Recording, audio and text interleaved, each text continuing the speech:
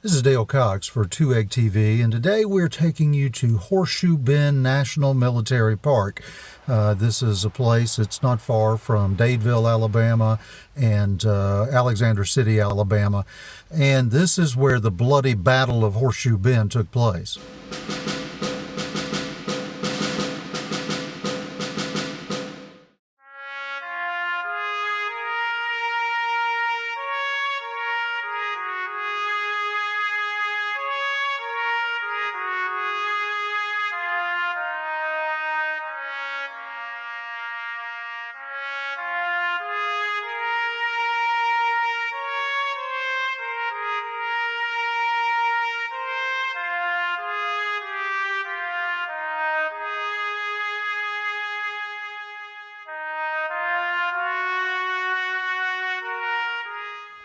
Probably the most dominating feature here on the battlefield, aside from the river and the actual Horseshoe Bend itself, is a height called Gun Hill.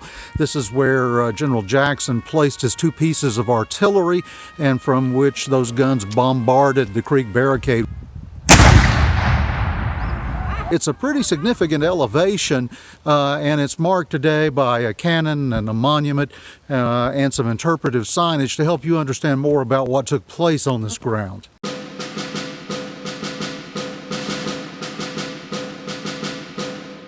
Now, from this point, the Red Sticks hunkered down behind their wall as Jackson's artillery, fired solid shot and grape shot into the barricade or fortification.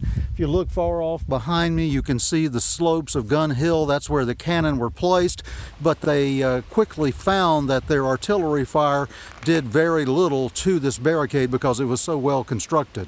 Now, behind me you see the open ground. This is where the key fighting of the Battle of Horseshoe Bend took place. Jackson's army formed on this ground that you see behind us and charged against the creek barricade, which is marked by a line of white posts. That's where the primary Red Stick army was aligned.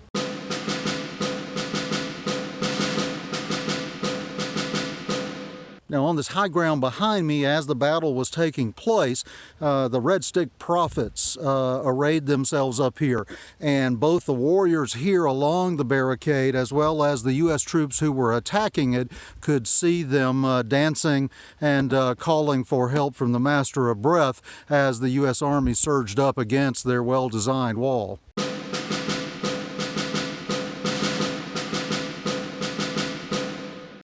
We're standing at the very toe of the Horseshoe Bend. This was the site of the village of Tallapoosa, which was the reason that the Red Sticks built a wall or barricade here in the first place, and the reason that they fought so hard at Lemuel and other battles to protect this place.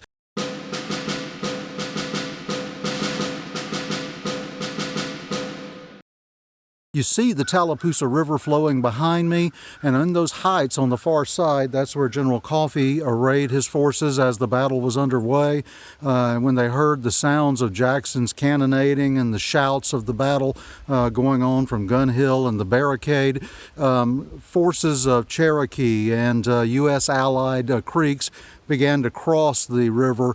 They carried back canoes or dugouts. They used those to ferry others across, and Coffee's troops surged up from the riverbank into the area of the village itself. Their town consisted of log cabins and sheds and things like that. This is where the women and the children were located when the battle began, and this is the area that the forces under General Coffee, after crossing the river, attacked and set fire to, opening a second front in the battle.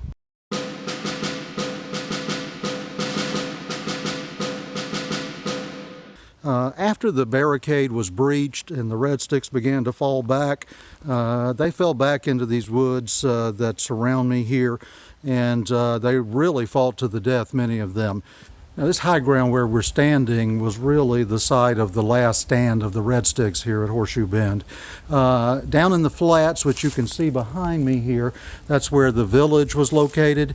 And then as you approach the sides of the hill, they had, felled trees, and those trees served as a sort of fortification, if you would. They were arranged in a way that as the warriors fell back up the hill, they could move from one to another while using them as a defense against the attackers who were coming at them from both sides of the bend now. The final tally, 550 to 800 estimated Red Stick warriors killed here. It really was the breaking point for the Red Stick movement in the Muskogee or Creek Nation, and this is very blood-soaked ground.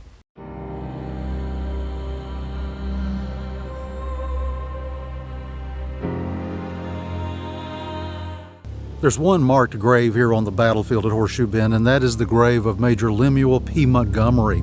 He was the commanding officer of the 39th Infantry on the battlefield here and helped lead the charge against the Creek Indian barricade. And his grave, which you can see right behind us here, is one of the significant sites that you will see here because Major Montgomery is who the city of Montgomery, Alabama was named for.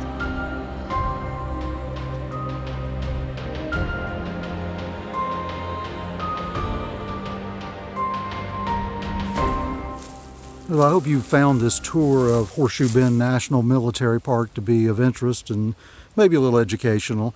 This battle lasted about 5 hours until darkness began to fall on March 27th of 1814. The U.S. officers later said that the entire margins of the big Horseshoe Bend of the banks of the river were covered with dead red sticks by the time it was over. The U.S. Army also suffered heavily here. Sam Houston, who later became the president of Texas, received severe wounds during the attack on the barricade, and of course Major Montgomery and a number of his men were killed during the fighting. This battle broke the back of the Red Stick movement in Alabama. The leaders of that movement, many of them surrendered, but others retreated into Florida, where, rearmed by the British and the Spanish there, they prepared to continue the fight during the War of 1812. The best way to see this place is to experience it for yourself. It's a comfortable, easy place to drive around and experience. There's a visitor center with restrooms and things like that. There's picnic grounds, and the tour road is paved and has many stops along the way. At Horseshoe Bend National Military Park in Alabama, I'm Dale Cox for 2 Egg TV.